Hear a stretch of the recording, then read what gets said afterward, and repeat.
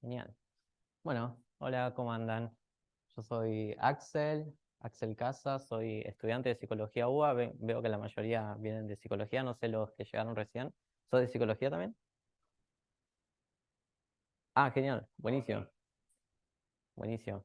Bueno, después vi que hay un montón de gente de Psicología, genial eso. Eh, bueno, en el seminario de hoy voy a hablar un poquito sobre lo que es etología computacional, lo que es cognición y comportamiento animal. ¿Hace eco ahí? O... Ok, si no, por ahí lo puedo. Ok, ok, ok. Entonces para que si no se rompe. Bueno, a ver si paso acá. ¿Funciona? Lo quiero acá abajo. Bueno, sí, pasó.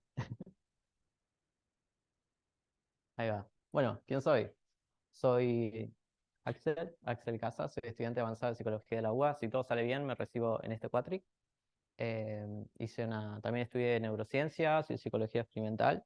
Hice una diplomatura de eso. También estudié bioestadística básica en R. Y bueno, me gustan mucho los animalitos. De hecho, acá, esta es mi foto favorita, la uso para todos lados. Literal, o sea, esta es mi foto de perfil de todas mis redes sociales y todo.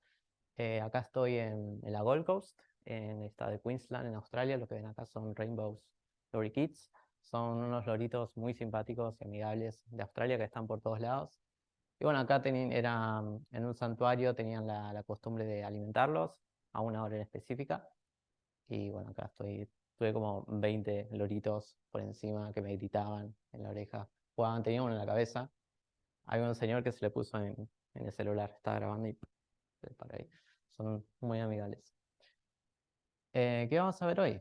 Bueno, vamos a ver cuatro cosas en específico. Vamos a ver el gap entre animales humanos e inhumanos. Ya vamos a ver a qué me refiero con esto. Vamos a ver cómo medimos el comportamiento, tanto en maneras como tradicionales y las nuevas maneras que tenemos hoy en día, y para eso, bueno, voy a hablar de inteligencia artificial para todo lo que es el estudio del comportamiento animal y cognición también. Y a lo último voy a comentarles un poquito de lo que es Cognition Without Cortex. Me encanta ese nombre, es el nombre de un paper. Cognición sin corteza va un poco en referencia al estudio de cognición en las aves, así que las aves no tienen corteza cerebral como lo tienen los mamíferos. Sin embargo, son capaces de hacer un montón de cosas que requieren una capacidad cognitiva elevada. Tanto que los loros, por ejemplo, acá Amazonas estiva, los loritos habladores, los loros y los cuervos incluso están casi a la par que los simios, los grandes simios, ¿sí? Lo cual es tremendo. Entonces voy a hablar un poco de algo que presenté un doctorado. Vamos a ver si sale o no la beca, pero bueno, les voy a contar un poquito sobre eso también. Genial. Bueno, el gap entre animales humanos y no humanos. Acá quería empezar preguntándoles a ustedes, ¿qué piensan que nos hace a nosotros, los seres humanos, especiales de cierta manera? ¿Qué nos hace diferentes a otros animales no humanos, como un perro, un ratón, un loro, etcétera? ¿Qué piensan que hay? Como algo que esto es solamente humano. Capacidad de razonar, metacognición, lenguaje, muy copado eso. El lenguaje es un gran tema, pero el lenguaje sí es una de las cosas que son como, hola, es algo muy elaborado y también por nuestra definición del lenguaje podemos llegar a decir que el lenguaje solamente lo tenemos los humanos. Sin embargo, metacognición, sí hay estudios en simios, en delfines, incluso también en aves, que dicen como que hay metacognición. O sea, en cierta forma podemos decir que saben de que saben, o sea, son conscientes, ¿no? Que conciencia también fue algo que es como nosotros somos conscientes de nosotros mismos, de nuestro mundo y todo eso. Sin embargo, hay todo un área ahora que está en auge con respecto a esa conciencia y un montón de otras cosas más. Por ejemplo, capacidad racional. Te voy a mostrar después al final un video de una cacatúa que resolviendo una prueba, ¿sí? Agarrando un palito y tirando como una pelotita para recibir su alimento. Eh, y bueno, otra cosa que también vamos a ver es cultura, ¿sí? cultura como también es algo súper humano, pero hoy tenemos evidencia de que parece haber cultura en otras especies no humanas. Tenemos evidencia muy fuerte, más que nada, en cetáceos. Yo les voy a comentar más adelante. ¿Sí? Em, Decimos también que, bueno, que los humanos somos únicos, ¿no? En un montón de cosas, pero primero hay que entender y hay que saber que todos los animales son únicos en algún comportamiento u otro, ¿no? Acá yo les quiero traer el ejemplo de también una ave australiana que tuve la muchísima suerte de poder ver. No sé si lo conocen, lo escucharon una vez, el Superb Lyrebird. Es el pajarito que es el maestro en aprender vocalmente, ¿sí? En imitar. Es una locura. Y acá tengo un videíto que está por ahí abajo, debería estar. Se los voy a ir adelantando porque es un poco largo. ¿Se escucha? No está compatible el audio. Ah, por eso. Dale. Bueno, mientras comento. Bueno, el lyrebird es un pajarito, como decía, que imita un montón de cantos de otras aves, ¿sí? Su canto en específico es el canto de un montón de aves de su zona, ¿sí? El tema es que las imita en perfección, ¿sí? Que ahora lo vamos a ver acá. Y los voy a ir adelantando porque el video es un poquito largo.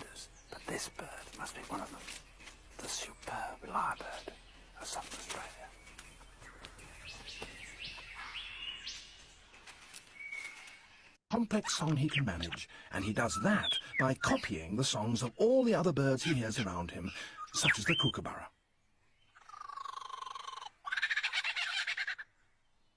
It's a very convincing impersonation.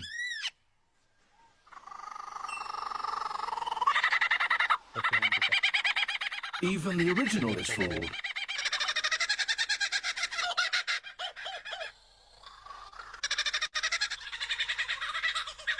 He can imitate the calls of at least 20 different species. Son todos cantos de otras aves. He also, lo in his gracioso es attempt que to las otras outsing his aves rivals, se confunden. incorporates other Entonces sounds that he responden y hears todo in the eso. forest. Este lyrebird en especial That was a camera shutter. es especial porque estuvo en cautiverio. And again. ¿Escucharon ese el sonido de la cámara? And now a camera with a motor drive.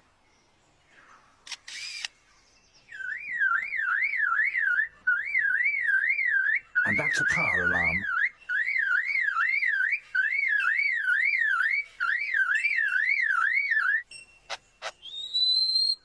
And now the sounds of foresters and their chainsaws working nearby.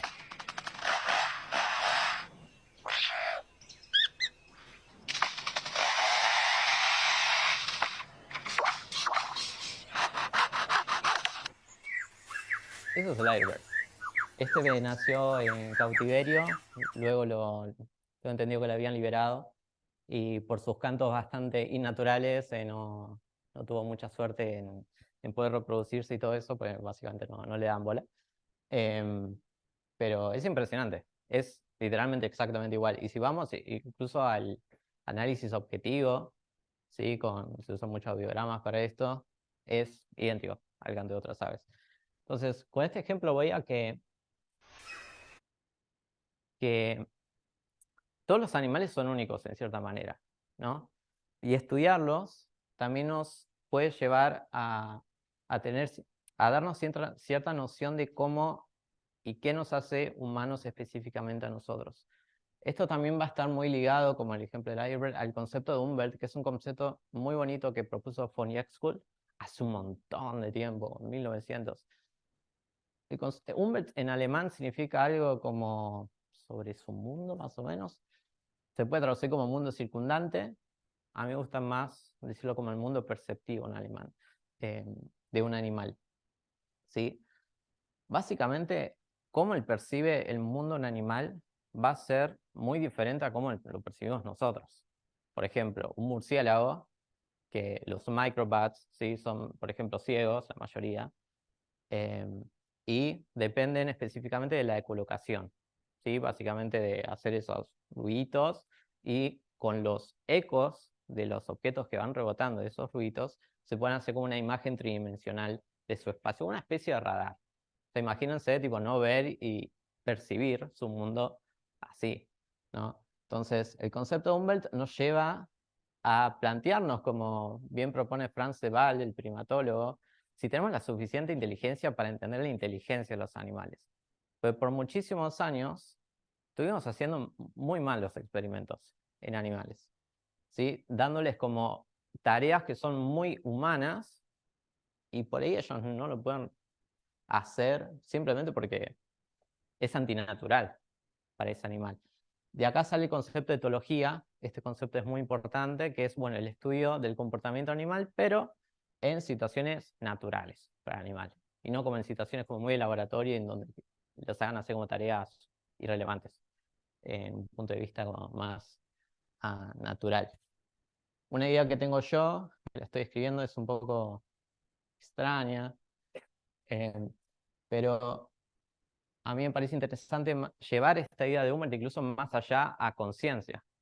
Sí, ya tenemos el árbol de la vida. Que la conciencia, o sea, la manera que nosotros tenemos de experimentar el mundo, es producto de cómo evolucionó nuestro sistema nervioso. Entonces, si esa idea es correcta, no solamente tenemos como un montón de diferentes tipos de conciencias, bueno, tenemos un montón de diferentes formas de experimentar el mundo, ¿sí? Entonces, tenemos una conciencia para los humanos, una conciencia para los cuervos, una conciencia para las orcas. ¿Por qué? Porque su sistema nervioso, que es de donde sale cómo nosotros percibimos y experimentamos el mundo, evoluciona de una manera diferente, simplemente por eso. Entonces, un ejemplo muy, muy loco es el del pulpo, ¿sí? Los pulpos son invertebrados, compartimos un ancestro en común como 550 millones de años atrás, o sea, un montón de tiempo. Sin embargo, los pulpos son re inteligentes. Pueden aprender observando a otros pulpos, por más que son... Este pulpo en específico es el pulpo común.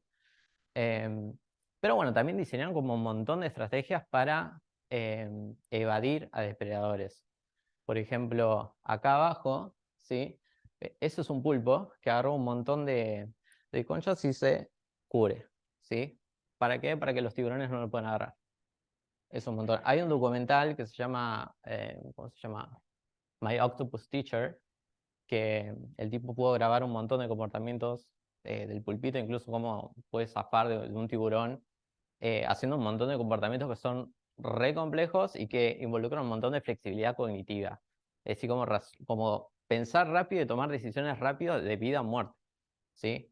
Y esto lo está haciendo un invertebrado, ¿sí? Entonces eso también nos lleva a plantearnos, bueno, estos comportamientos parecen ser inteligentes o no. Entonces la inteligencia puede ser como traqueada de cierta manera, como millones de años atrás. ¿Y qué nos hace especial a nosotros? Nosotros podemos considerarnos inteligentes. Estamos acá con nuestra tecnología, nuestra sociedad súper avanzada. Somos inteligentes. Pero los pulpos también. Entonces, podemos comparar y ver dentro de los mecanismos que hacen inteligentes a los pulpos, ver qué nos diferencian con nosotros. Y acá, bueno, es un ejemplo extremo.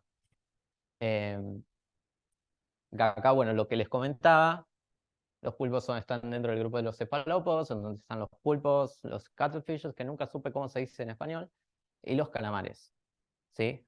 Nuestro hipotético ancestro común, 550 millones de años atrás. Un montón de tiempo, ¿sí? Sí, gracias.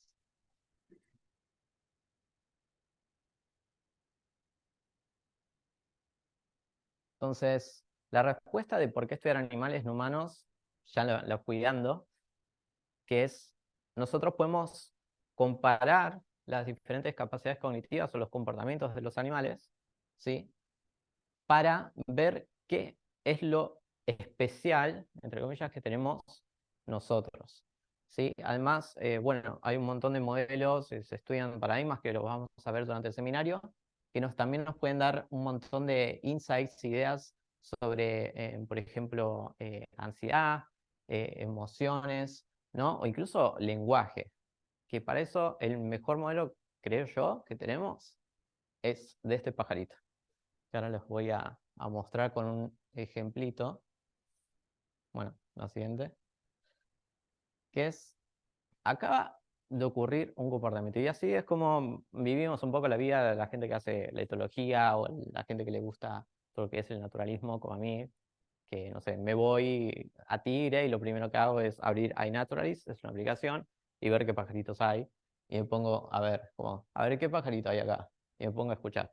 Entonces, imagínense que están así, nadie, ¿no? Yo. Y escuchan, qué lástima que no puedo poner el audio. Esto va a ser muy rústico. Y escuchan esto.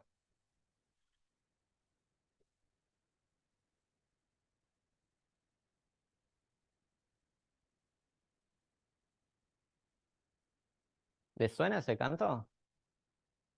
¿Sí? Es un chingolito, porteño. ¿Sí? Pero ¿qué pasa? Pasa que, ¿dónde tengo el otro audio? Otro pajarito.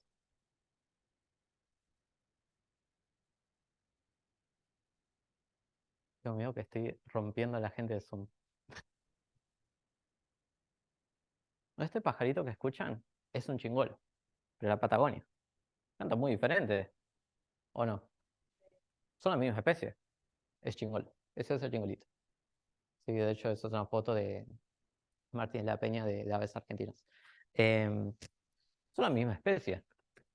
¿Por qué cantan diferente? La diferencia es que uno es el chingolo porteño y otro es el chingolo la Patagonia. ¿Sí? Entonces, podemos tener como tres hipótesis para explicar por qué el chingolito,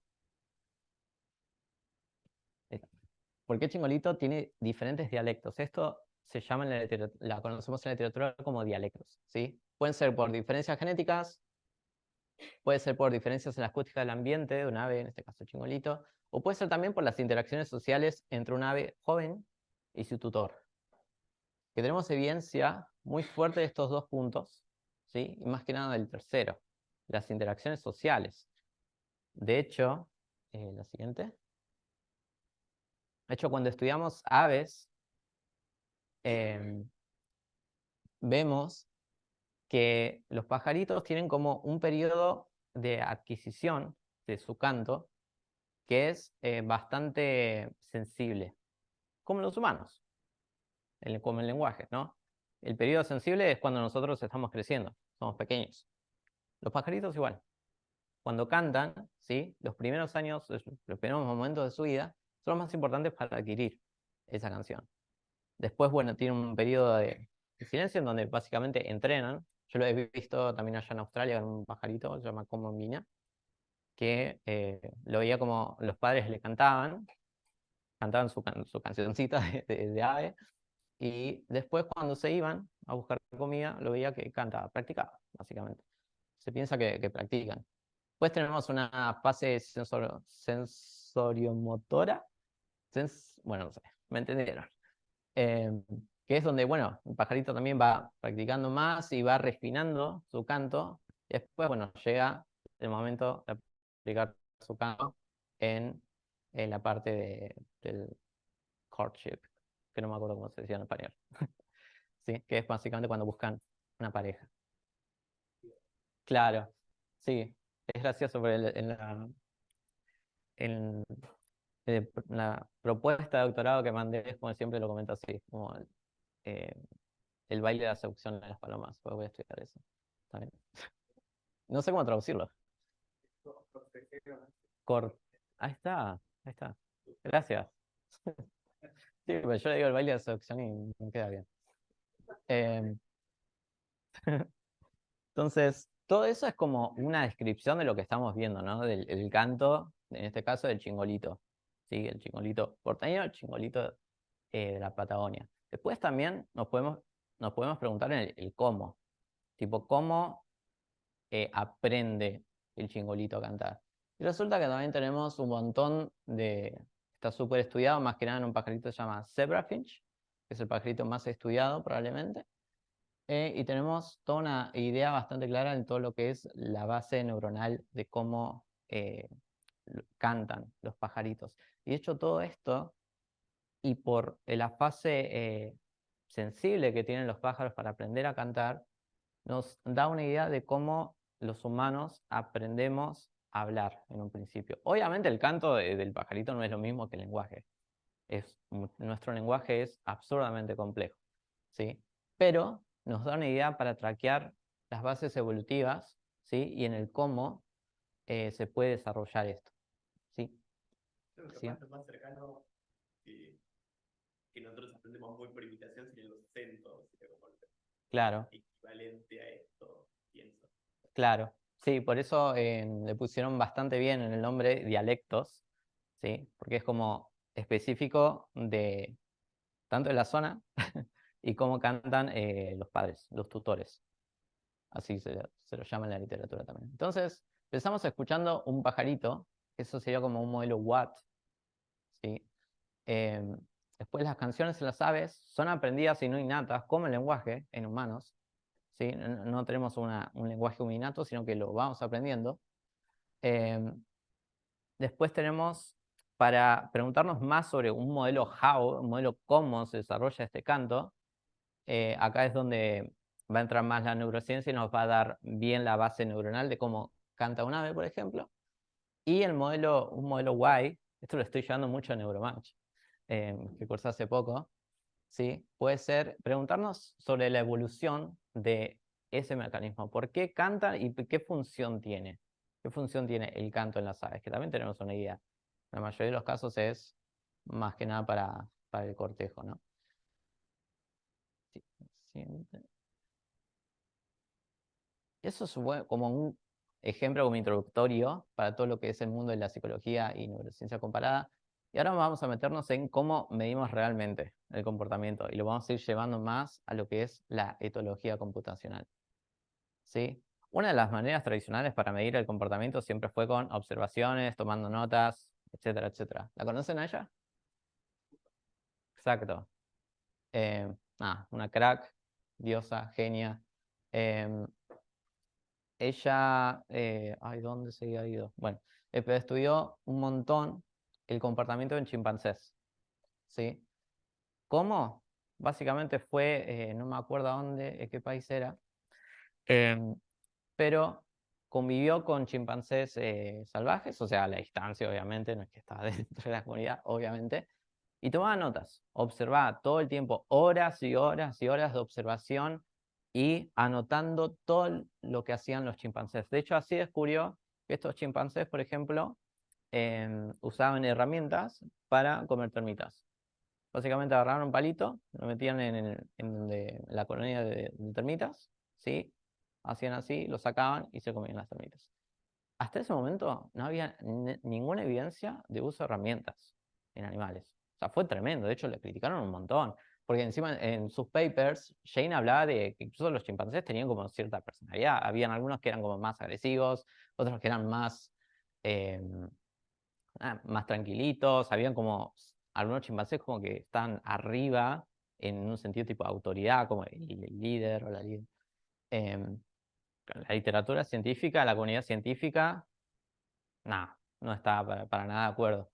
Sin embargo, bueno, conforme pasaron los años, se fue rectificando todo esto y hoy sabemos que los chimpancés tienen un montón de comportamientos increíbles y súper, súper complejos.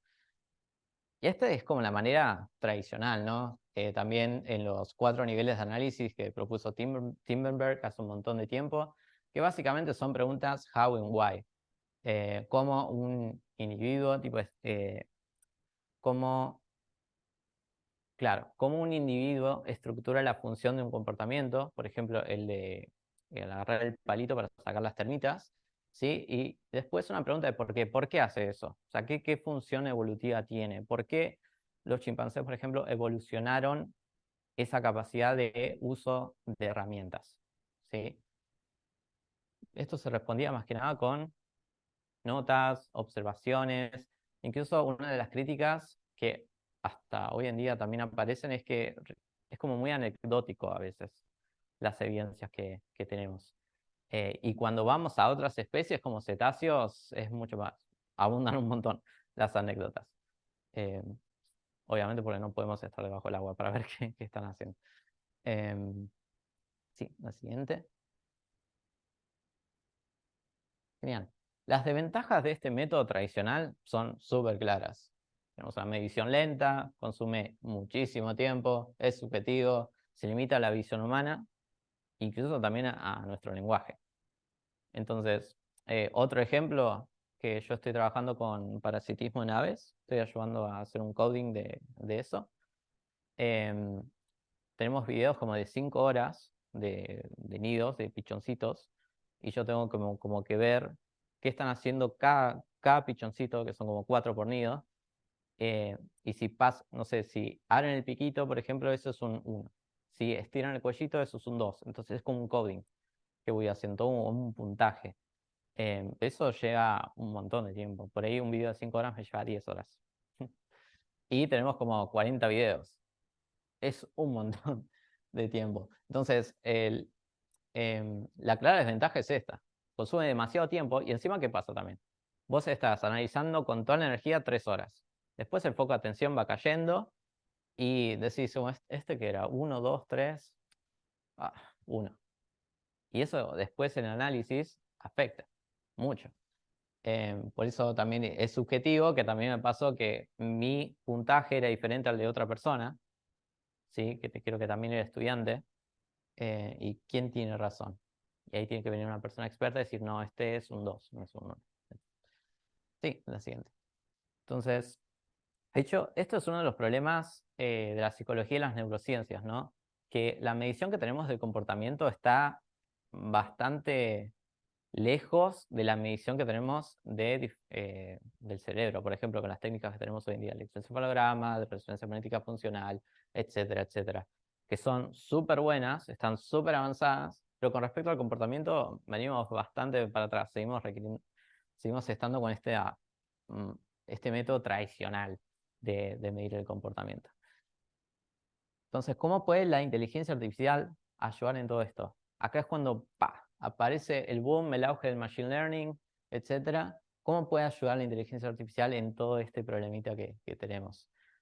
Básicamente, así como la neurociencia computacional, que imagino que ya estuvieron hablando en otros seminarios, va a abrir nuevas oportunidades de estudiar, ¿sí? Y de hacer investigación sobre el comportamiento. Y la idea principal es cuantificar el comportamiento, ¿sí? Que ahora les voy a mostrar cómo. En la siguiente diapositiva. Esto es un área que en 2014 se bautizó como etología computacional. Es gracioso, de hecho ellos lo comentan como siempre está la palabra computacional, le hace ver como más cool, ¿no? Pero es así, eso se llama etología computacional. Que es básicamente el uso de inteligencia artificial para la etología. O sea, el estudio del comportamiento animal en condiciones naturales para el animal.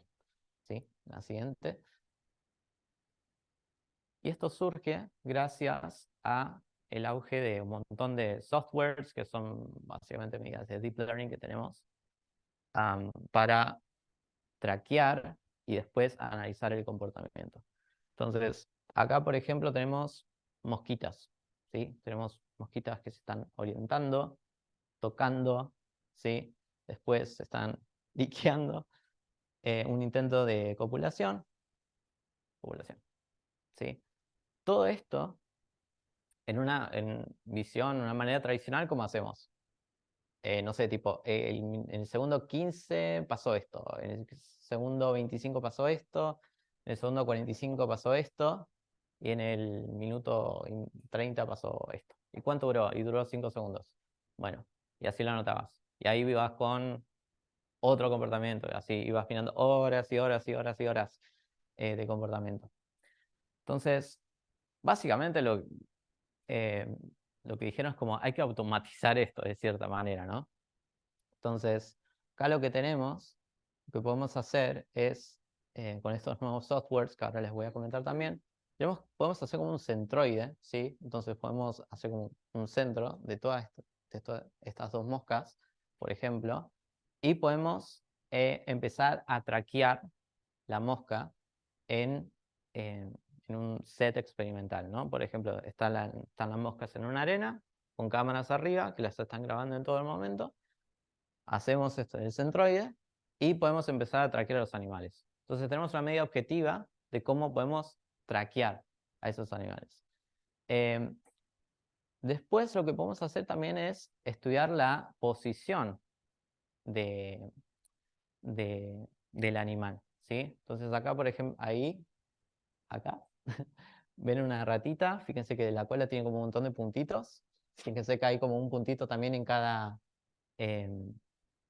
patita y tiene un puntito también en la naricita, ¿no? Entonces, con esto más que nada, podemos saber como una estimación de la posición de la rata. ¿Por qué es importante eso? Porque por ahí la rata está oliendo a otra, ¿no? A un ratón, ¿sí? Entonces, con eso podemos tener una estimación, la posición de nuestro animal. Y después también podemos traquear de esa misma manera la posición de muchos animales. Bueno, lo vemos acá, ¿sí? Y después, como llevarlo a otro nivel, podemos incluso hacer como recreaciones tridimensionales de ese comportamiento. Entonces acá lo que estamos haciendo es, tenemos una medida objetiva de cómo estudiar el comportamiento animal. Y esto lleva muy poco tiempo, comparado a las horas y horas y horas que teníamos que hacer en la mirada más tradicional. Acá lo hacemos, nos gastamos un par de horas, ¿sí?, en hacer como un label de cada comportamiento. Por ejemplo, esto es copulación, esto es tapping, esto es licking, ¿sí? Entrenamos a nuestro deep learning y después se automatiza. Entonces, automatizamos horas y horas. Y de vuelta, la ventaja de esto es que es una mirada objetiva y no subjetiva como era el otro problema que les comentaba. Siguiente. Entonces, bueno, esto es un poco lo que les comentaba. Lo voy a pasar rápido. Pero bueno, básicamente tenemos una imagen, ¿sí? Imagínense como un ratoncito en una arena, hay una cámara arriba, ¿sí? Tenemos a nuestra red neuronal, tenemos nuestros mapas de confidencia y después tenemos como vamos estimando la posición del ratón en base al centroide y a los pics que nosotros vamos seleccionando para entrenar a nuestra red neuronal para los diferentes labels de cada comportamiento, ¿no? Y después acá, algo que se está empezando a hacer en los últimos años es, dadas visiones como 2D, ¿sí?, de animales, también con cámaras, recrear modelos tridimensionales, posiciones tridimensionales de los animales. Porque a veces también cuando analizamos, sí. No, ¿cuándo se empieza a confiar plenamente en la red neuronal? ¿O con cuánto? Porque ponele, te da una aproximación de cuánto puede, con cuántos labels puede entrar cada uno. Pero no hay uno que lo chequea igual manualmente, o eso, o se confía plenamente en la red neuronal. Claro, sí, se chequea. O sea, primero, con las primeras horas siempre está una persona experta que va haciendo como el label de cada comportamiento, ¿no? Tipo, se va asegurando y todo eso. Después se va entrenando la red neuronal, va a ir pifiando al principio, siempre pasa, después lo vamos a ir como chequeando, pero siempre ahí la persona experta va a estar ahí hasta que ya vaya como automatizándose y salga bien. Es un tema igual eso, ¿sí? Por eso siempre hay que estar muy atento, porque después si no puede dar como falsos positivos de un comportamiento que queramos o no. Ahora después les voy a mostrar un ejemplito que hice para la escuela de verano Neuromatch, trabajamos. Ahí lo van a poder ver bien. Que bueno, ahí se rompieron la cabeza para justamente evitar eso. Esto es el pensamiento de cualquier algoritmo de este estilo. Uno tiene el set que hizo, que manualmente le puso los labels, y después lo separa en entrenamiento y testeo. Y a veces un tercero, inclusive, de validación del testeo. Y eso es lo que se usa para ver si funciona o no. Claro. La siguiente. Y bueno, acá es básicamente, porque todo lo que vimos hasta ahora es tracking, no es comportamiento, es tracking, ¿sí? Tipo, seguir, por ejemplo, la posición de un animal, ¿sí? Hacer como el label, ok, este comportamiento, pero no hacemos como un análisis de ese comportamiento. Entonces acá tenemos como una pequeña anatomía de todo esto. Tenemos un videito de moscas allá, donde tenemos la detección. Después hacemos con medimos la posición, como les comentaba antes, ¿sí? Ahí hacemos el tracking, donde vamos a ver la trayectoria, cómo se están moviendo, en donde podemos llegar como a intuir, como esto es copulación, por ejemplo, esto es leaking, esto es tapping, etcétera, ¿sí? Que bueno, eso viene más asociado a la detección de la acción, ¿sí? Y después, bueno, hacemos el análisis del comportamiento, que esto es algo que se llamó etograma, eh, viene relacionado también como, incluso también le pusieron etoma, haciendo referencia como al genoma. Bueno, acá es como toda una big data de un comportamiento en específico que podemos usar para el análisis objetivo de un comportamiento que lleva relativamente poco tiempo, infinitamente menos tiempo que la mirada tradicional, ¿no? Inclusive tipo muchísimo, muchísimo mejor. Estos serían como los tres grandes pasos hacia ese etograma. La siguiente. Bueno, acá les comento muy rápidamente algo que hice para esta escuela de verano en neurociencia computacional, Neuromatch. Si no la conocen y están interesados en hacerlo, se los súper, súper, súper recomiendo. Bueno, nosotros trabajamos en un paradigma que se llama el paradigma del intruso y el residente. Es un paradigma que se usa para estudiar la evolución de la agresión social en humanos. Básicamente consiste en donde tenemos un ratoncito que está en, ¿cómo lo puedo decir? Vamos a decir, en su casita e introducimos a un intruso, ¿sí? El intruso puede ser otro macho, puede ser otra hembra, etcétera. Y se busca estudiar cómo reaccionan y el cómo y el por qué reaccionan así, ¿no? Si reaccionan, por ejemplo, agresivamente, ¿por qué lo hacen? Si reaccionan de otra manera como comportamiento de investigación, que es básicamente tipo olfatear al intruso, ¿por qué lo hacen? Etcétera, etcétera, etcétera. Básicamente consiste en eso. ¿La siguiente? Entonces, usamos el dataset MARS, que es, ahora les digo en la otra época cómo se llamaba. Y acá tenemos un ejemplito, gracias. Esto es como lo que les comentaba antes, ¿sí? Como hacíamos, marcamos como esos puntitos. Fíjense, el triangulito se ve súper bien, que es como la naricita. Dale play, gracias. Oh.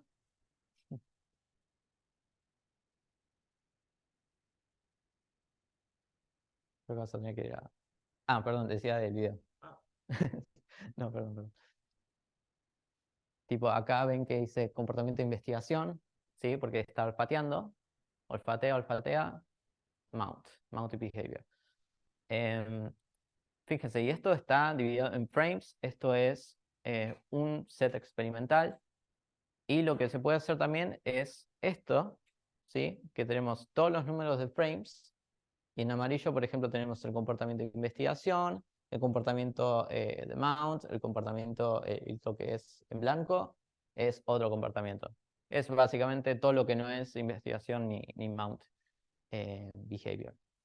Lo que quisimos hacer nosotros es ver si con un Hidden Markov Model, que es básicamente con probabilidad, si podemos predecir el comportamiento siguiente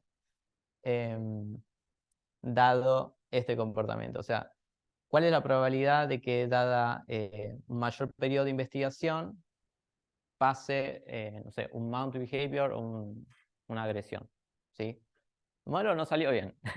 Pero bueno, pues teníamos también poco tiempo. Neuromatch básicamente trabajás, ¿cuántos? 5 días en el proyecto final, como programarlo en serio son 5 días, es un trabajo que puede llevar años. Y además sepan, sobre todo en neurociencia computacional, eh, algo que decía mi tutor de tesis, casi todo lo que pruebes la primera vez probablemente no funcione. Sí. De 10 cosas que probamos, una funciona. Claro. Sobre todo mientras más novedosos quieren ser. Pero aparte de las imágenes que le tenías esto, ¿qué otro dato tenés para poder ver más o menos para Claro, vos tenés básicamente los frames, ¿sí? Por cada frames que tenés como un label de cada comportamiento. Entonces, lo que hicimos nosotros fue agarrar eso, tipo, dado el label y dado el próximo comportamiento que pasa. ¿Entendés? Sí, sí,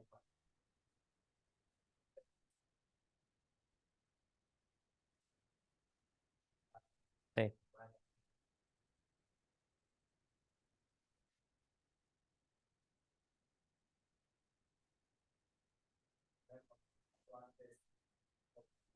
Sí, es muy poco, efectivamente. De hecho, una de las una de las grandes desventajas que teníamos en esto es que ni siquiera sabíamos si era macho o hembra el que estaba. Era recontra importante ese dato. Lo buscamos por todos lados, casi le mandamos un mail a los autores del dataset, pero no, ¿para qué? También era una escuelita de verano, pero teníamos muy pocos datos. O sea, por eso usamos básicamente esto a ver si funcionaba. Fue muy bien. Pero algo salió. Recorrimos el modelo después, no corrió. Y la idea de este proyecto de este curso es aprender a usar la herramienta y jugar un poco. Claro, claro. De hecho, hubo otro grupo que intentó hacer lo mismo con nosotros y les pasó lo mismo. Que bueno, los resultados pueden ser justamente porque tenés poca data. Claro, cuando hice el curso tuve el problema opuesto, era un dataset tan grande que apenas entraba en mi compu, estuvimos 4 de los 5 días simplemente tratando de abrirlo y entender qué era cada Claro, cosa. eso pasa un montón. Un Sí, montón. es un tema trabajar con datos de otros, porque cada uno tiene un criterio distinto. Bueno, y acá simplemente algunos softwares que hay. DeepLab Cat es uno, otro es Mars, como el que les mostré en el otro ejemplo. Otro es Anipose, que es un traqueo de tridimensional, ¿sí? De diferentes modelos animales. Por si los quieren chusmear después. La siguiente.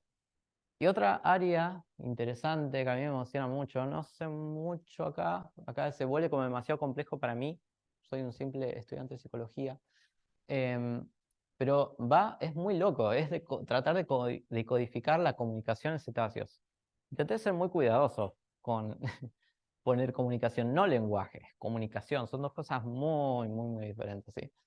La siguiente, que esto va en relación. Bueno, estas son orcas. Esto me emociona, pero las orcas son mis animales favoritos, por lejos. O sea, todo el mundo que me conoce bien sabe que me preguntan algo de orcas y puedo estar horas hablando. Para mí, biológicamente hablando, el animal más increíble que tenemos en este planeta. Muy por encima de nosotros. Em, lo loco es las orcas, por ahí habrán visto videos en algún documental o algo. Orcas que cazan en la Antártida haciendo olas para tirar a las focas, ¿sí? O sea, básicamente hacen olas en conjunto, muchas orcas, y claro, hacen tantas olas que el agua tira a la foca piensa que está acá en el medio del hielo, tranquilita, y no. Em, no, para comer. Ah, A veces para claro, molestarla, pero ¿qué es tipo para mojarla, para que la corriente la lleve? claro, para que la tire al agua. Ah, para empujarla, ok. Claro, tipo, viene como las olas así, suben, tienen tanta fuerza que suben y las tiran del agua y después, a veces juegan, pero a veces se las comen. Em, Generalmente se las comen. Em, Acá tenemos otras técnicas que hacen las orcas que básicamente empiezan a rodear peces, ¿sí? Y los peces se empiezan a acumular y después, bueno, ahí empiezan a comerse a todos.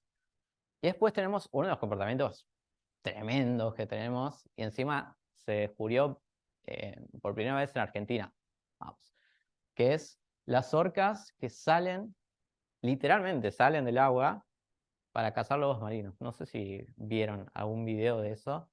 Es tremendo, o sea, es un cetáceo, imagínense 6 metros o más, pesadísimo, que sale literalmente del agua para cazar y agarrar un lobo marino. Es tremendo. ¿Qué es lo más loco? Que estas orcas, las tres que les muestro, son muy diferentes entre sí. ¿Por qué? Esta orca de acá son orcas de Canadá, comen solamente peces, no comen mamíferos. Estas no comen peces, comen mamíferos. Esas de allá también comen mamíferos, no comen peces. Claro. Lo cual es tremendo, porque nos lleva a preguntarnos, ¿por qué? Son la misma especie. ¿Por qué comen diferente? ¿Por qué tienen técnicas de caza tan diferentes también? ¿Sí?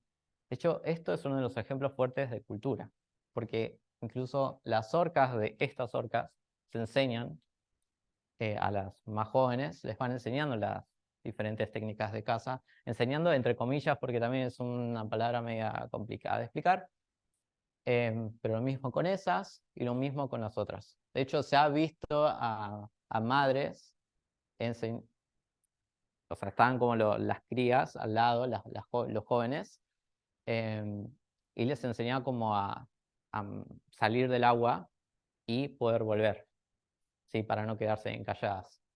Eh, y no habían lobos marinos. O sea, lo hacían como para practicar, cual es tremendo. Eh, entonces, Pregunta acá, no sé, en caso que sepa, pues, o sea, sí, genéticamente, evolutivamente son muy parecidas, pero que en algún momento eran la misma especie y se fueron separando. ¿Se sabe más o menos cuándo pasó eso? Porque a mí lo que me interesaría es, está bien, ahora tienen capaz comportamientos distintos, pero pensando de acá a un par de millones de años, capaz las que más a la izquierda evolucionan a tener aletas más grandes para empujar mejor a las focas, o claro, esta evoluciona a patas para poder meterse más a claro, la tierra para comer los marinos. claro. Sí, no me acuerdo el número exacto, pero por ejemplo, estas son orcas que se llaman orcas residentes, y estas son orcas que no sé cómo traducir en español, son transient orcas, son como orcas de transición. Son básicamente orcas que viajan mucho, y las residentes son porque viven siempre en la misma zona. Las residentes de estas, de las transient orcas, sí se piensa que evolucionaron, se separaron como hace bastante tiempo, o sea, sus familias, sus pods, y algunos dicen que se deberían empezar a considerar como subespecies diferentes, como decir orca A y orca B. De hecho, esto se conoce como cotipos de orcas, ahora, por ahora. Pero hay algunos que argumentan que son como, ya se pueden considerar como subespecies. Siguiente. Cerebro de orca. Es un cerebro tremendo, ¿sí? Igual, tamaño no importa. O sea, que tengas un cerebro súper grande no significa necesariamente que vos tengas como una súper inteligencia, una súper capacidad cognitiva, sino que depende más, por ejemplo, el ratio de tu cuerpo, y etcétera. Pero sin embargo, cuando medimos ese ratio, las orcas estaban terceras. Segundo están los delfines nariz botella, si mal no recuerdo. La próxima. Tenemos una horquita. Bueno, acá no voy a explicar porque si no me voy a ir muy de las ramas. Pero las orcas tienen también como un cerebro. ¿Vieron los surcos de la corteza? Esos como giritos. Bueno, em, tienen demasiados ellos. Se piensa que eso está más relacionado por ahí al procesamiento de información. Y tiene un poco de sentido porque las orcas usan muchos sentidos. Ven bastante bien, no como en la visión común, como que no ven nada. Sin embargo, la visión no es muy importante debajo del agua. Así que usan ecolocación. Los murciélagos, todos los delfines hacen, los cetáceos usan ecolocación. Y eso les permite también, bueno, cazar de la manera tan perfecta a veces que tienen. ¿Sí? Y después hay un índice para medir estos surcos. Y de hecho, las orcas están en el puesto número 1. Nos superan bastante. Te haría una idea, por lo que entiendo yo, del procesamiento de información que tiene los cerebros de estos cetáceos. Un dato que me faltó, las orcas, eh, nunca les digan ballenas asesinas, está muy mal traducido, eso viene del killer whale, que es literalmente asesina ballenas, no la ballena asesina. ¿Por qué? Porque comen ballenas. Entonces, de hecho, hay varias documentaciones de orcas cazando y comiéndose ballenas azules, mamífero, el animal más grande que tenemos en este planeta. Y tiburones blancos también, no les compiten, están ahí, arriba. La próxima. Pues si no, no, pero no voy a terminar más. Estos son básicamente diferentes llamados. Por ejemplo, orca reciente de grupo 1. No voy a buscar el video porque se va a hacer como muy largo. Pero básicamente acá en el audiograma pueden ver como que tiene una frecuencia más alta, ¿sí? Los del grupo 1 que el grupo 2. Y las orcas de transición allá a la derecha están como muy calladitas. De hecho, las recientes son muy comunicativas. Hablan, entre muchas comillas, vean mis comillas, bastante, se comunican bastante. ¿Por qué? Se cree que es más que nada porque comen peces. En cambio, los mamíferos, como los lobos marinos, etcétera, pueden detectar estas comunicaciones. Entonces, las de transición son como más silenciosas, simplemente por eso.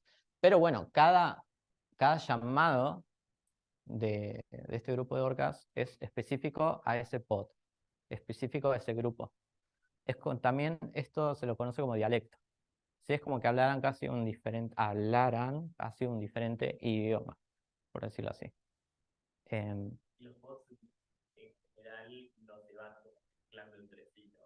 Nunca, nunca, nunca. A veces las del grupo 1 con las del grupo 2 interactúan, muy de vez en cuando, como que hacen y después se van. Pero nunca se mezclan, siempre están como en ese pod. Y después, bueno, tienen como diferentes técnicas para cazar, incluso alimentos. A mí me parece tremendo. De hecho, hay un ejemplo que para mí, momentos más oscuros de nuestra especie, cuando empezamos a agarrar literalmente orcas y llevarlos a los acuarios, que no sabíamos absolutamente nada de esos cetáceos y la vida social que tenían, incluso lo inteligentes que eran. Hay una historia que en un acuario habían 3 orcas y les daban pececitos, y habían 2 que no comían. No comían, o sea, tiraban peces, no comían, tiraban peces, ya estaban como súper flacas. Hasta que un día, no me acuerdo, que le dieron como carne de, no sé, de otro mamífero y se la devoraron al toque. Le tiraban peces, no lo comían. Entonces, y ahí se empezó a dar cuenta que hay diferentes tipos de orcas que tienen diferente alimentación según la familia de donde vienen, igual es tremendo. Hay una orca spot, básicamente se está usando inteligencia artificial para detectar estos llamados que les comentaba en la diapo anterior, de los llamados de las orcas de residentes, de grupo 1, de grupo 2, y las orcas de transición, para poder detectarlos. Y la idea también es como intentar relacionar estas identificaciones que se hacen con Deep Learning y asociarlos a diferentes tipos de comportamiento de las orcas. Por ejemplo, estos llamados están más presentes cuando están cazando peces. Estos llamados están más presentes cuando hay una interacción social de X tipo, etcétera, etcétera, etcétera. Y esto es un open source y la idea es como que también se lleve a otras especies, ¿no? Pero bueno, es uno de los intentos que tenemos para intentar decodificar la comunicación de otras especies. El más grosso que tenemos es el de la diapo siguiente. Pregunta. Sí. Acá veo que tiene 2 outputs, ¿sabes qué son? Tengo entendido que los outputs eran más que nada relacionados como a la clasificación de las diferentes. O sea, si era del grupo 1 y grupo 2, creo que era esta imagen en específico, no me acuerdo realmente. Claro, capaz de una es eso no ballena y También. Creo que era más como el grupo 1 y grupo 2 en este caso, porque están como las orcas residentes están muy estudiadas por eso. El más grosso que tenemos son técnicas también de Deep Learning para detectar la vía acústica, los codas que tienen los cachalotes. Son estos, los sperm whales. Este es el más grosso, pero hay un montón de plata que se está invirtiendo en esto para tratar de codificar lo que se comunican en estas especies. Y acá, por ejemplo, sé que están intentando hacer un PCA, un Principal Component Analysis, con los diferentes codas, que son como diferentes llamados, piénselo así, que también son bien específicos de cada clan, familia de cachalotes. ¿Sí? Que bueno, de vuelta, acá hay un montón de plata invertida y sé que está bastante en proceso, está bastante avanzada esta investigación. Vamos a ver hacia dónde llega. Mucha gente al principio pensaba como, bueno, es tan compleja la comunicación en cetáceos que por ahí podemos llegar a encontrar una relación, casi un lenguaje en nuestra especie, y como chatear con otras especies. Pero la evidencia como que sugiere más como que el lenguaje es bastante único de los humanos. Pero bueno, eso no significa que no haya especies que tengan comunicación, una comunicación muy compleja, ¿sí? Como lo tienen los cetáceos. ¿Sí? Para los que Sí. no conozcan técnicas de representaciones, la idea en general, acá he mencionado Disney, que es la de acá, y PCA. PCA es para cosas lineales, Disney es más no lineal, pero la idea general es encontrar patrones. Digamos, acá claramente hay como mucha estructura y lo que hacen los distintos algoritmos de reducción de dimensiones es agarrar esa estructura y reducirla a patrones más simples. Entonces, todo esto que son 256 por 128, no sé qué número da, pero da un número grande, todo eso, la estructura la puede comprimir a esto en 3 dimensiones. Capaz hay, o sea, no el 100% de la información queda acá, pero lo importante sí es como la idea. Claro. Y clasificarlo. Y bueno, por último, les voy a contar un poco sobre este proyectito, esta propuesta de doctorado que mandé hace poco. Va más relacionada a aves, va más relacionada a estudio de cognición social en palomas, usando resonancia magnética funcional y es muy gracioso, porque quedó como fuera de contexto. Resonancia magnética funcional y usando modelos 3D de palomas como estímulos.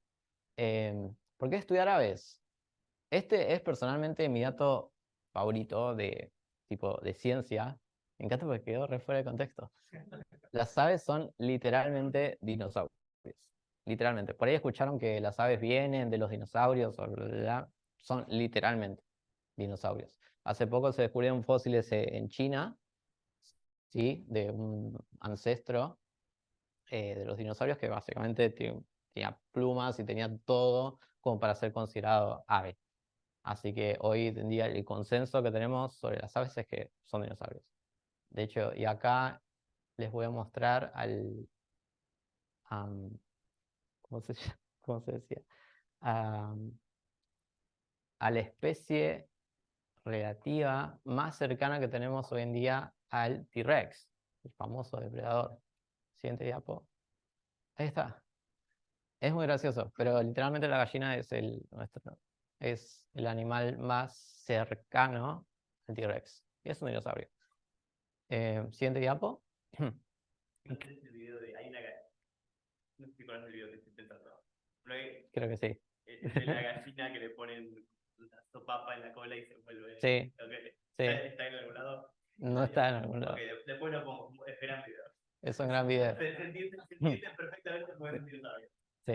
Pero en Jurassic Park, por ejemplo, se usan como gallinas, sí, con una sopapa en la cola para modelar cómo caminaría un T-Rex. Dato, pero dato, que siempre me gusta comentarlo. Otros datos sobre aves. Acá hay un libro muy bonito que si les gusta todo esto de psicología comparada, evolución convergente, se los recomiendo mucho. El loro en el espejo, The Parrot in the Mirror, de este señor Anton Martiño Truswell, que tuve el placer de tomar un cafecito en Australia.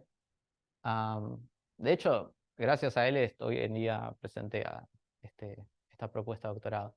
Básicamente el libro dice que en muchas cosas somos más parecidos a las aves que a los mamíferos. Por ejemplo, en longevidad. ¿Sabían que los loros pueden vivir hasta 80 años, por ejemplo? Es un montón. De hecho, hay una cacatúa que creo que llegó casi hasta los 100 años. Un montón. Y eso es como 50, 70 años, tranqui. Llega. La visión, aunque los loros ven infinitamente mejor que nosotros, no sé si ver mejor es lo correcto, pero ven más colores que nosotros.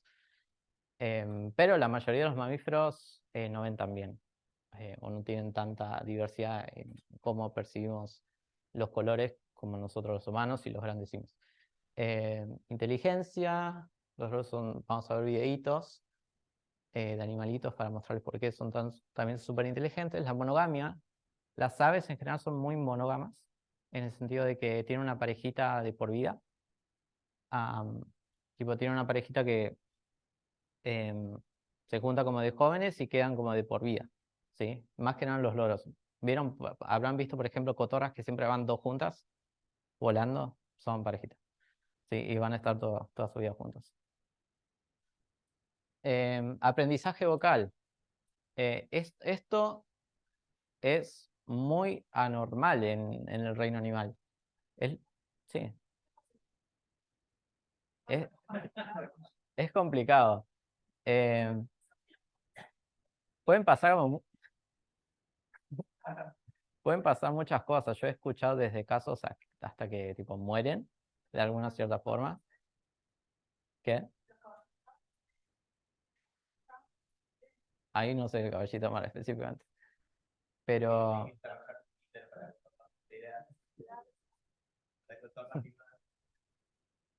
algunas avanzan, sé que otras como que nada, pierden.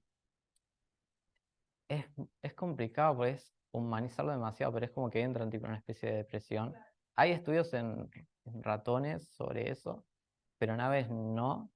Es más anecdótica la evidencia que tenemos. Pero son también animales súper sociales, pero de que les afecta, les afecta. Muchísimo. Em, y bueno, después, violencia, ritmo y música. De hecho, el ritmo y la música también son dos cosas que son bastante únicas en nuestra especie.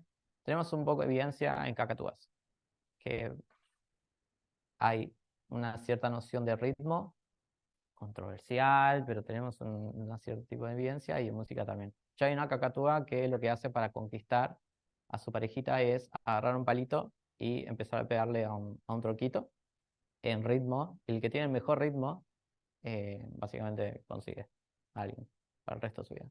Mejor ritmo como más complejo. Es más estable, tipo, si va ahí, la rompiste. Solo de batería. Claro,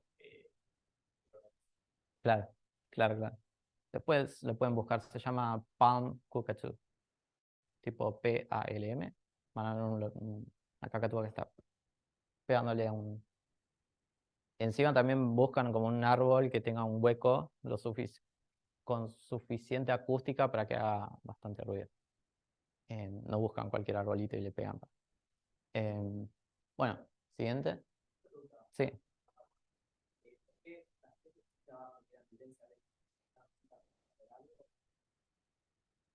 Porque. Es una muy buena pregunta. Porque el tipo lo puso en un mismo capítulo. Simplemente por eso. Sí. Lo metió en un mismo capítulo y lo acumuló ahí. Bueno, ¿Por qué? claro, Porque el autor. claro. Básicamente eso. Muy arbitrario. Bueno, esto es un videito. Si querés, dale play. Acá está el videito que te comentaba.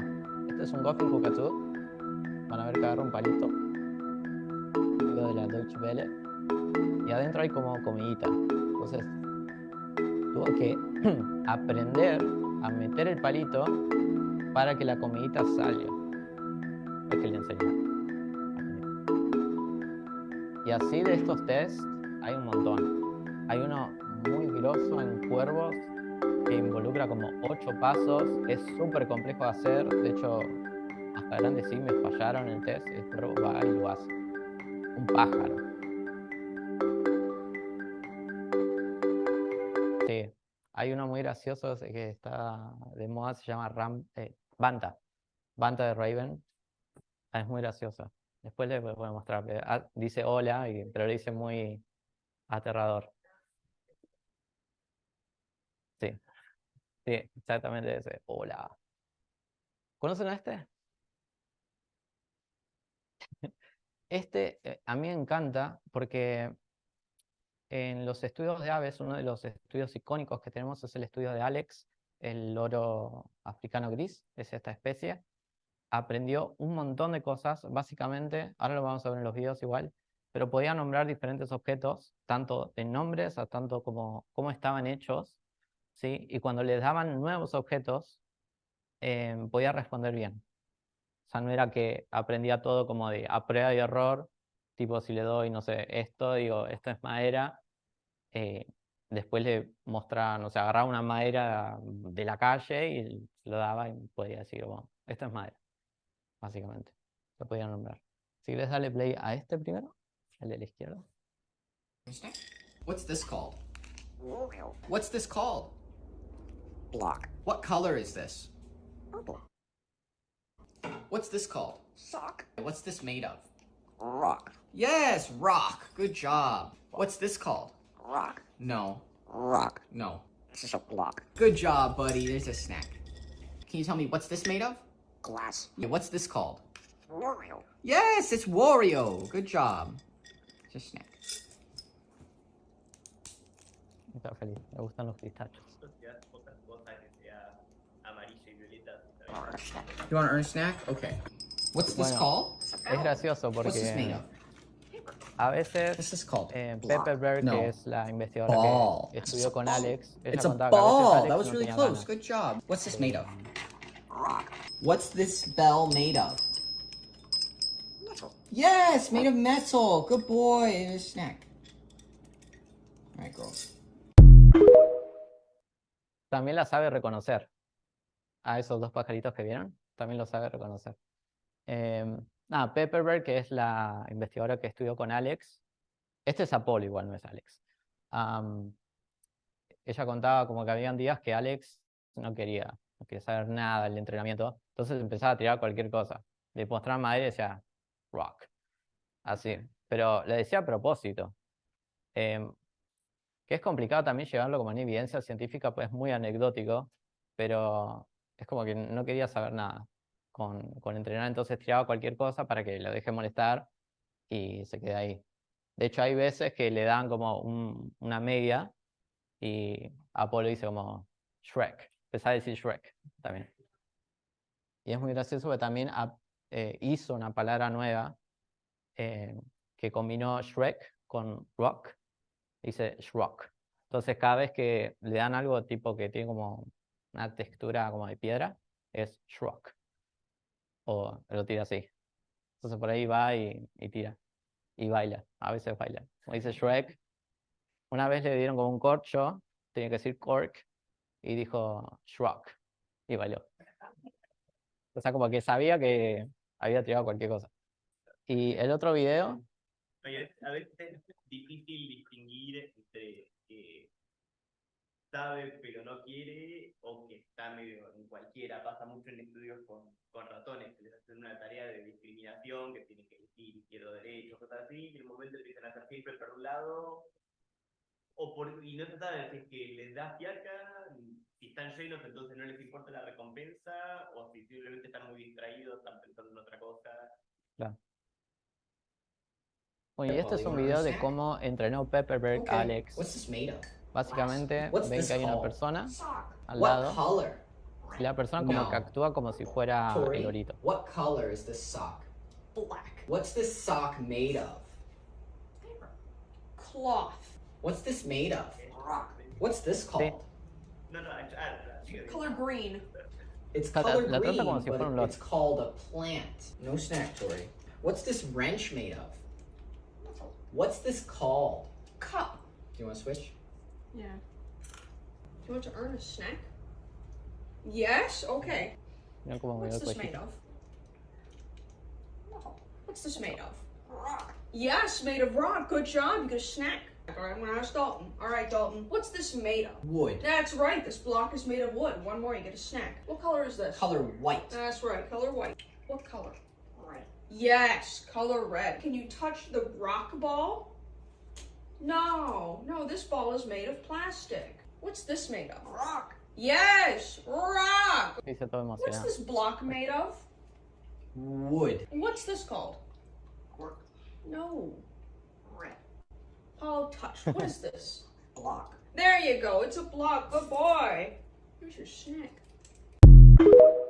Bueno, si quieren ver más videos de Apolo, se súper recomiendo, es muy divertido. Yo estoy todo el día con mi novia diciendo como cosas, toco un bowl, digo, glass.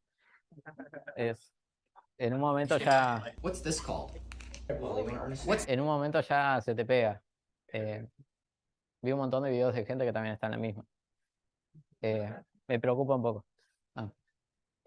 Lo más increíble de todo esto es que las aves, como les mencionaba al principio, tipo, o sea, son capaces de todo eso, que es, por más que no es evidencia científica, es evidencia anecdótica, es súper importante remarcar eso. Salvo los estudios de Pepperberg, ahí con Alex, ahí sí son papers, hay un montón, hay un libro entero con todos los estudios de 30 años con Alex, impresionantes. Em, los de Apolo, bueno, son más como por hobby y el tipo se ve, chico, se ve que leyó los estudios de Alex porque es la misma metodología que usa con Apolo. Pero bueno, sigue siendo evidencia anecdótica. Lo más increíble de todo esto de las aves, de todas esas capacidades que tienen, es que no tienen corteza cerebral. Siempre se pensó que la corteza cerebral es lo que nos hace como tener nuestras capacidades cognitivas superiores, en simios también. Y de hecho, por muchísimo tiempo se consideró que las aves eran básicamente tontas, ¿no? ¿Por qué? Porque no tenían corteza. Hasta que se empezó a documentar todo este tipo de comportamientos increíbles, y acá me faltan un montón de comportamientos de cuervos, usando herramientas, armando herramientas específicas para alguna comida en específica, etcétera. Pero bueno, lo loco es que tenemos una inteligencia increíble y el ancestro en común entre mamíferos y aves fue 350 millones de años atrás. Entonces, últimamente se empezó a indagar más sobre el cerebrito de las aves, qué pasa en el cerebro de las aves y cómo son capaces de todo esto. Y hoy en día se descubrieron un montón de homólogos, por ejemplo, el homólogo de la corteza prefrontal es el nidopalium caudolateral, y otras áreas que son homólogas o funcionales al cerebro de los mamíferos. ¿Lo siguiente? Sí.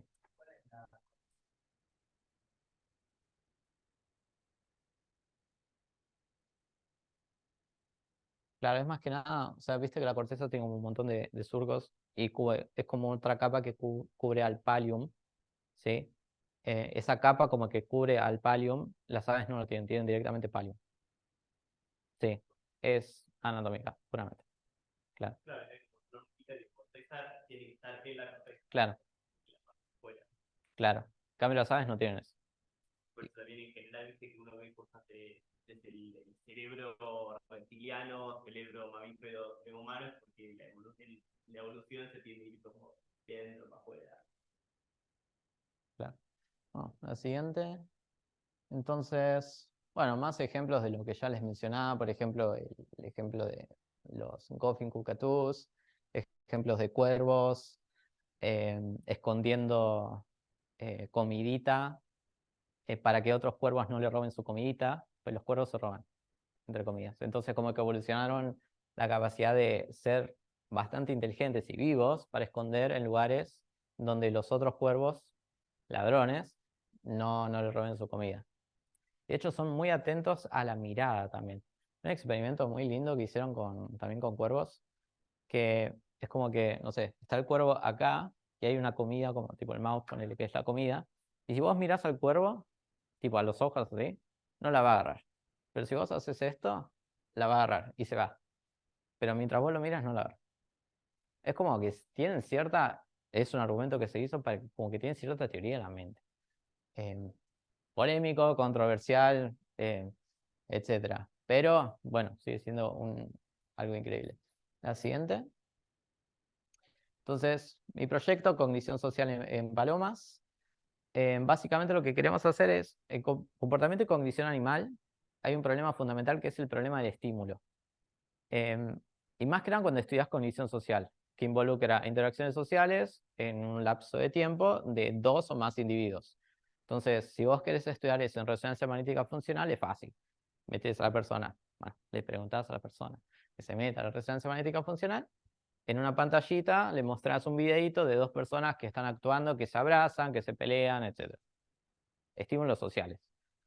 El tema es que, ¿cómo haces eso con un animal, un humano?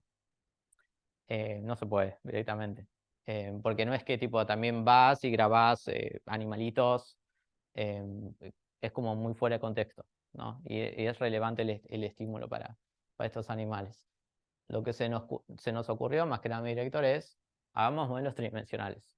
Tenemos un montón de imágenes de palomas de diferentes ángulos que podemos usar para recrear modelos tridimensionales súper realistas de palomas. Una vez que tenemos eso, podemos recrear el comportamiento que nosotros queramos.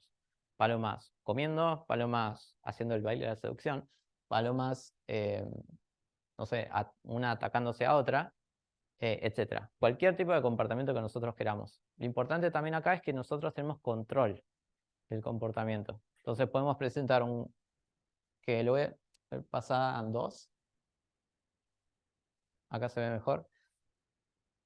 Es muy gracioso, esto fue la figura que yo mandé para la propuesta. Está desesperado, lo hice en Canvas a último momento. Es que ¿cómo iba a poner una paloma dentro de la resonancia magnética funcional? No sabía cómo graficar eso. Y no sabía usar Illustrator como usan en los papers. Así que encontré una paloma que estaba sentada y lo metí. Entonces, Capaz con Midjourney. Ahora, sigue hablando, yo voy a hacer ok. Bueno, entonces la paloma va a estar dentro de la resonancia magnética funcional, que es básicamente va a estar como en un holding device, que es como un cajoncito en donde la paloma está ahí. A la paloma se le entrena para que esté cómoda en ese cajoncito, se la habitúa a los ruidos de la resonancia magnética funcional porque es muy fuerte y siempre se va estudiando los niveles de cortisol para ver si la paloma está estresada y también se hacen cosas electrodérmicas para ver si la paloma no da un indicio como de estrés, miedo, etc., ¿no? Esto fue una metodología que mi director encontró que funcionó bastante bien y permite estudiar el cerebro de las palomas en una resonancia magnética funcional. Es tremendo. El primer paper de esto creo que fue en 2003, así que es relativamente hace poco. Entonces, la idea es con modelos tridimensionales hacer un comportamiento natural, que es el baile de la seducción y todo eso que involucra a las palomas. El cortejo, ahí está. El comportamiento innatural, que son palomas que están caminando para cualquier lado. Y después como pasarlos, y pasar como diferentes películas. Una, comportamiento natural, otra, el comportamiento no natural, y así, bueno, en un intervalo. Y esto nos permite como hacer el método de la sustracción en resonancia magnética funcional para tener como mayor control de nuestros estímulos. Entonces los resultados que vemos, vamos a saber que son específicamente por esto. O sea, vamos a comparar los resultados del procesamiento del cerebro al estímulo innatural y lo vamos a comparar con este. Y nos vamos a quedar con este. Esto nos da mucho control, es súper, súper importante. Y bueno, ninguna de las dos cosas se ha estudiado hasta ahora. Y por eso son como dos gaps masivos que hay en la literatura. Y eso es más o menos lo que presentamos. Después hay que ver si sale o no. Encima dan los resultados en abril. Falta un montón de tiempo.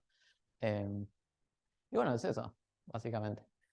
Creo que ahí yo también.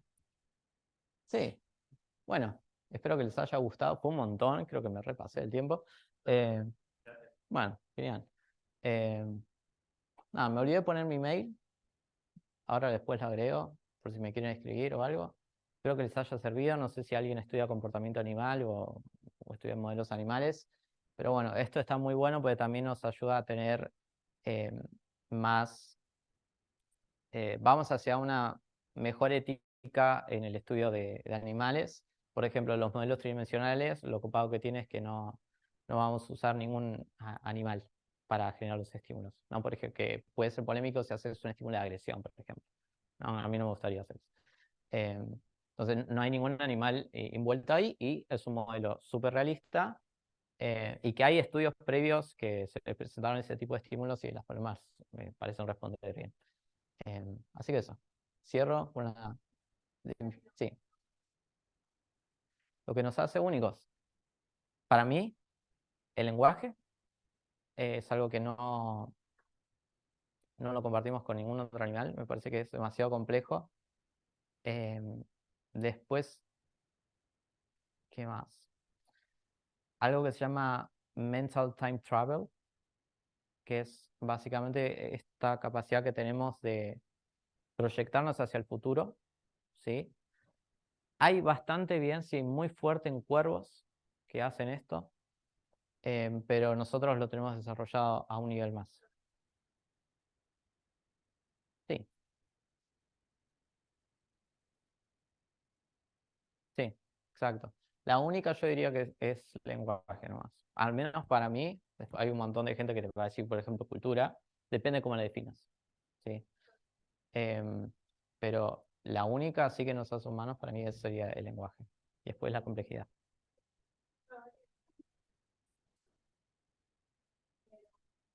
Me dio ganas de empezar a leer. Te quiero preguntar si te recomendás para empezar. Ok, Si esos libros habían o sí. Em, ¿Querés algo más técnico o algo más divulgativo? Si querés algo más técnico, hay un libro que se llama Animal Behavior. Son 900 páginas de pura ciencia dura. Em, y yo aprendí un montón, ¿no? Hay un montón de datos que me pusieron re contentos, pero si querés algo más, ahí está ese. Hay uno hermoso que se llama Beyond Words, como, no, era más allá, no sé cómo es el nombre en español, pero está la versión en español, ahora te la busco. Es un libro hermoso que habla sobre cómo perciben los animales y habla mucho de comportamiento y cognición animal. Eh, a ver, Uno que a mí me gustó mucho, que es más de comportamiento en general, capaz un poco más humanocéntrico, pero tiene ejemplos animales, de Behave, de Robert Sapolsky, un investigador de es un Stanford. librazo. También es largo, creo que como unos 300, 700 páginas. Es divulgación, pero divulgación para quien quiera aprender bastante. ¿qué autor? Robert Sapolsky, un investigador de Stanford. Es un librazo, es Un librazo largo y también. habla, o sea, es comportamiento visto desde muchos lugares distintos. Se habla desde cuestiones genéticas. Él trabaja lo que es comportamiento desde el punto de vista evolutivo. Entonces habla mucho de, bueno, cuánto es genético, cuánto es comportamental. Hay una parte hablando del crimen. Bueno, lo que se nace criminal, societal, hay cosas genéticas que afectan tu predisposición a eso, o el tema de los psicópatas. Hay muchas teorías de, bueno, tener un psicópata en tu grupo es bueno porque cuando tu tropa tiene que ir a pelear, ese loco no duda. Y esa es una teoría de por qué existe la psicopatía como característica. Tiene una clase grabada. Eso iba a comentar. Si lo buscan, sí. Sí, si lo buscan, tiene toda la materia de neurobiología, creo que era. En YouTube están toda la clase, perdón, toda la materia. Todas las clases de esa materia están subidas. Es un gran profesor también. El libro es excelente. Yo lo leí, es larguito también. Sí. Son como 700 páginas, pero a mí me encantó la lectura. Se me hizo re... Y muy bien pensada. Encima un librazo. 10 de 10, literal. Y este es el libro que te cuenta. Un inmenso mundo. Creo que está traducido literal al español. El otro día lo vi en Jenny. Me lo iba a comprar, pero estaba muy caro. Como todo. ¿De cuál? ¿De este?